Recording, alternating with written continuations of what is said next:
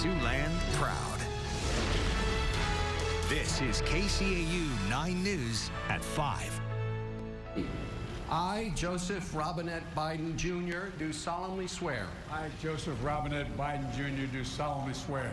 That I will faithfully execute. That I will faithfully execute. The office of President of the United States. Office of President of the United States. And will, to the best of my ability. Will, to the best of my ability. Preserve, protect, and defend. Preserve, protect, and defend.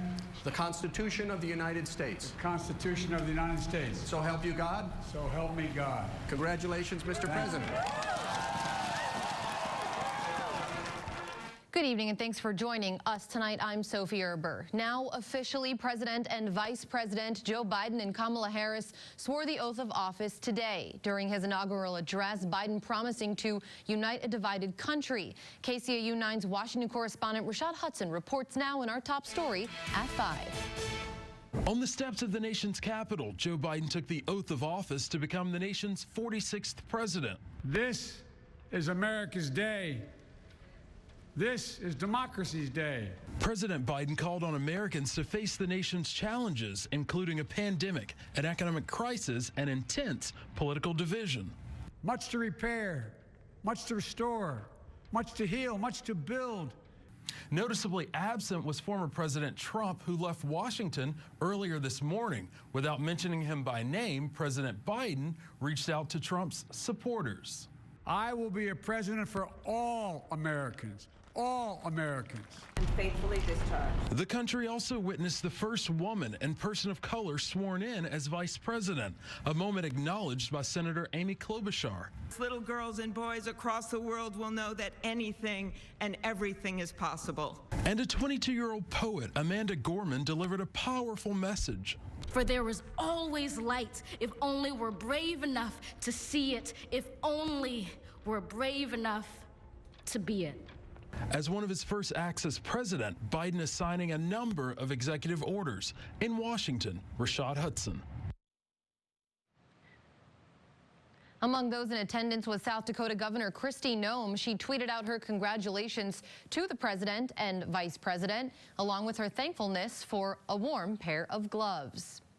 Siouxland senators also making statements on the inauguration today. South Dakota Senator Mike Round saying, quote, "I know we will not agree on every issue, and I'm ready to stand as loyal opposition when we disagree on issues of principle," end quote. Round says he looks forward to working with the new administration to create more opportunities for the next generation. And Nebraska Senator Deb Fischer echoing that sentiment toward the new administration, quote, "I look forward to working with them in a bipartisan manner to find common ground and deliver results for families in Nebraska and across America." We have more reaction pouring in from Siouxland lawmakers on our website right now, SiouxlandProud.com. During his last day in office yesterday, President Trump pardoning a South Dakota man linked to a Russian agent. In July, a federal judge sentenced Paul Erickson to 7 years in federal prison. He pled guilty to wire fraud and money laundering in November of 2019. Erickson promised investors return of up to 150% while spending the money on personal expenses for Maria Butina, his former girlfriend. Now, Butina was deported in October of 2019 back to Russia after admitting that she sought to infiltrate conservative political groups to promote that country's agenda. Suicide investigations have almost quadrupled in 2020 in Sioux City. There were 18 suicides reported that year compared to 2019, which totaled 5. Local therapists are attributing those numbers to the difficulties and changes we've been forced to face during the pandemic. Catholic charity therapist Leslie Goodrich says one of her tips is to do your best to stay connected with people. Don't isolate and reach out for help. Help is there. It's not a stigma that you have depression. Like I said, it's really one of the most common illnesses we have in the United States. If you or someone you know is struggling, experts tonight recommend talking with a counselor immediately or calling a suicide prevention hotline. That's 1-800-273-8255. And it's time tonight for your first check on the weather. Meteorologist Marcus Beasley standing by. Marcus, what a beautiful day. Really did feel like springtime, and finally we had a warm day and not a lot of wind. That's right, Sophie. It was a very nice day today. Plenty of sunshine throughout Siouxland. A lot of that remaining snow melting today. But it does look like we might add some more snow here this weekend. Today, though, 51 degrees in Sioux City for your high temperature, 52 in Wayne, 54 with your high temperature in Yankton, 48 in Lamar's, 46 in Orange City, and 41 in Storm Lake. So pretty much everyone at least reaching into the low 40s. Esterville, the only place in Siouxland, at least on the map, not reaching into the 40s, only a high of 38 recorded there today. Forecast lows tonight, they will drop down into the mid to upper 20s, so it is going to be a chilly night, but again, above average. It looks like tomorrow is going to be another above average day. We are, however, going to see temperatures a little bit cooler tomorrow compared to today, and then Friday, much colder with temperatures returning to average. Again, this weekend, it looks like we could see some snow on Saturday and Sunday. I'll have more on those details coming up in the 9 on 9 forecast. Sophie? All right, thanks, Marcus. Taking a look now at the latest COVID-19 numbers here in Siouxland. Woodbury County Health reporting a spike in new cases. 52 positives today, more than 3 times as many as reported yesterday. Still, the countywide positivity rate has fallen now below 12%. In Nebraska, Dakota County with 12 new positive tests today, the county's positivity rate at 8.3%. And in South Dakota, Lincoln County reports 31 active cases. The positivity rate there stands at 19%. Nebraska's campaign to vaccinate people for the coronavirus is a little further along in some of the rural parts of the state than in other places in the country. At least half a dozen health districts across the state have already started giving vaccines to seniors living outside long-term care facilities. The Lincoln Journal-Star reported. Officials in Lincoln and Omaha are still working to vaccinate their healthcare workers and residents of those long-term care facilities. State health officials have said that they expect the campaign to progress at different rates throughout different parts of Nebraska. But overall, the state has administered so far 109,526 of the 192,078 doses of the vaccine it has received so far. The often dreaded SAT test is now changing, and in a big way, too. The College Board is removing that optional essay amid a changing college admissions landscape. Also going to the wayside are the lesser required subject tests over areas like chemistry or foreign languages. It's all in an effort by the standardized test to remain relevant. Since March, numerous colleges have temporarily eliminated the SAT and ACT testing requirements because of the pandemic.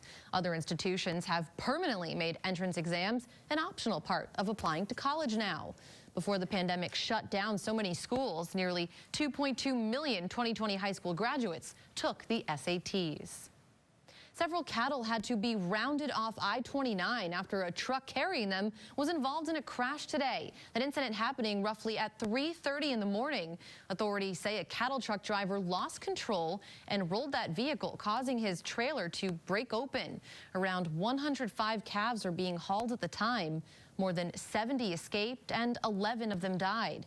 The driver sustained minor injuries too. Farmers tonight are still searching for 6 escaped calves. We do have more on this story on our website right now at the address on your screen, SiouxlandProud.com.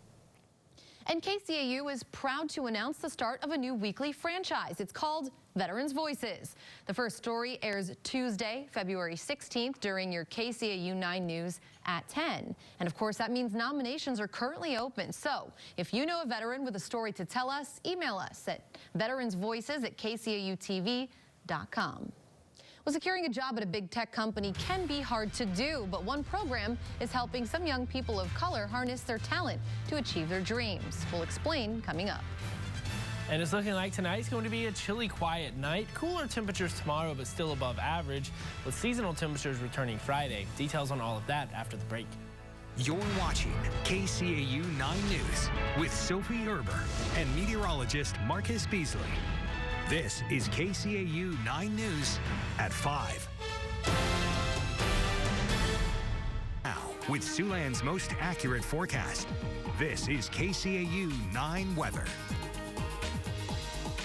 Thanks for sticking with us. We're being treated to kind of a unique wintertime sunset. We were talking, it looks colder than it really is today because temperatures hit 50 for some of us. Yeah, it did. It was very warm outside here today for most of us in Siouxland for this time of year. Today we got up to 51 degrees in Sioux City. That's 20 degrees above the normal of 31. Remember, a couple of weeks ago, our normal high temperature was 30 degrees. So we're actually going to see that increase here throughout the coming months. So it does look like our normal low has hit its coldest point, and we're going to see that increasing. So that's something to keep an eye on. This morning we started at 11 degrees. That's right around where we should be this time of year. 10 degrees is the normal low temperature. Even though it was warm today, we didn't break any records. Still, 65 is the record on this date, set back in 1944. Negative 19, the record low, set back in 1970. So even though it was a nice warm day for this time of year, not even close to that record set back in the 40s.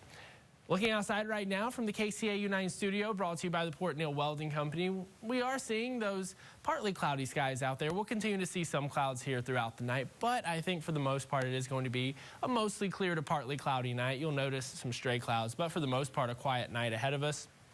And we are seeing a really nice evening here throughout Siouxland. A lot of that snow melting, so you probably are going to encounter some muddy spots if you're outside. Plan for that. It does look like next week is going to be much colder. Tuesday, there is a chance of a few of those snow flurries, maybe a few snow showers. Again, that's pretty far out, so I'm not too focused on that just yet. But it does look like temperatures will be colder in the 20s and lower 30s for much of next work week. And again, when we say colder, we'll only be really a few degrees below where we should be. That's right. Yeah, it's not even going to be extremely cold for this time of year. It's going to be kind of where we should be. So we've been very warm here recently. I don't want to jinx anything, but maybe we're escaping the worst parts of winter. We'll see. February could still be pretty cold. Even though the average temperature is warming up, we could still see some really cold days in February. We'll see. All right, thanks a lot, Marcus. Well, after a divorce, the question often remains, what do you do with the rings? One woman has a unique solution.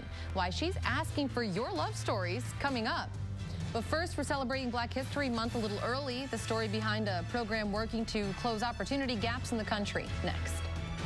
We're less than 2 weeks away now from Black History Month, and tonight we're taking a little time to honor Black history across the nation. And we're looking at an organization currently bridging the opportunity gap for people of color in the tech industry. When Devon Prince was 20 years old, a career in tech was far from what he ever envisioned for his life. I didn't even know what that meant, like working in tech. Like, what does that mean? I'm a kid from Ridgecrest, California. We don't have tech. We don't have big cities. We don't have those conferences. Devon says he was a shy, introverted kid when his uncle told him about the nonprofit Year Up, whose mission is to close the opportunity divide in the U.S. And he's like, you can have an opportunity to work at companies like Facebook, Twitter, and all these like big tech companies name, right?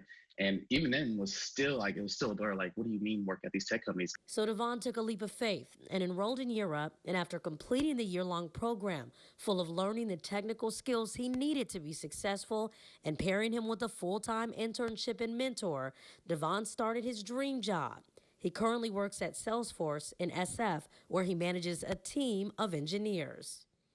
Coming up to a city like Oakland, I'm seeing it. It's a culture shock for me, right? Seeing people that look like me, and then also seeing that, my people don't have opportunity even in these big cities. So that, like, it was a no-brainer. Like, okay, somebody's gonna have to, represent and show people like me, that look like me, or that come from places like me, that there are opportunities. Year Up data shows today over 5 million young adults in the United States are cut off from any real path to a stable career, despite having the talent and drive to achieve more. The program focuses primarily on young men and women from underserved communities. They are trained and connected to several big tech giants in the Bay Area, including Facebook, Twitter, and countless others. Now, Year Up says they challenge organizations to close that opportunity divide, breaking down barriers to entry points. They have served more than 29,000 students since their inception back in the year 2000. Well, a recently divorced woman has found a way to help others, and she's doing it with a wedding ring giveaway. Why she has no problem parting with the expensive jewelry. Next. A Virginia woman is giving a couple a big gift, free wedding rings. She's turning her misfortune into someone else's I do, literally. As for how she'll pick the lucky winner, she spoke to Kayla Gaskins. When Christine Bonavita's divorce was finalized a year ago, she was left with a decision: what to do with the very expensive rings she thought she'd wear every day for the rest of her life. Since that day, I started thinking, like, what am I going to do with these rings? And I know that the options, there's a lot of options. Her friends had some suggestions: pawn them and maybe go on a vacation in Cancun, or chuck them into the Atlantic with all her might. After a year of thought, she decided to give them away. Nothing can bring me such happiness as giving them away. She posted on Facebook and the Nextdoor app last week asking for couples to share their love stories with her. Hundreds and hundreds of emails came pouring in from around the world. I was reading late last night. I won't say how late. Hope you don't see my dark circles. But had a box of tissues next to me, and some of them are so heartfelt, so raw. What people have been through, it gives me goosebumps. Basically, I'm looking for a couple that can tell me their story. How did you get through this pandemic? Because if you got through this pandemic, you're going to get through anything. And I want to hear that story. She said she would love to give it away to an LGBTQ couple or a minority couple or perhaps first responders, but she's open to each and every story and says she'll know the winner when she reads it. I'm so excited. I'm as excited to find them as I am excited to, when you get proposed to, those feelings that you have. You're so excited, you're so happy. And I want to be able to share that with another couple who I know in my heart will appreciate that. Taking a live look outside right now. Marcus returns right after this break. Before we wrap up here at 5, let's check in first with Tim for what's coming up at 6. Hi, Tim. Hey, good afternoon, Sophie. Suicide investigations here in Sioux City have quadrupled in the last year. Coming up, we'll find out what mental health experts attribute that to and where there's help out there in the community. Elsewhere, coming up this afternoon, students across Siouxland witness history and the inauguration of Joe Biden, how they're using the day as a learning opportunity, and what students had to say to KCAU 9 reporter Olivia Vasquez about the day's activities. All coming up in a half hour. Also at 6, a South Dakota second grade teacher is getting some help from her students. We'll explain why they're pitching in. That's coming up again after World News Tonight. Jake has the day's sports, and I'll join you as well. That's at 6. All right, looking forward to it. See you then. And looking forward to tomorrow's weather as well. Yeah, tomorrow it is going to be on the warmer side compared to normal, but still a little bit cooler than today. Right around 40 degrees or so tomorrow. All right, thanks, Marcus, and thanks for joining us. We'll see you back here at 6. Good night.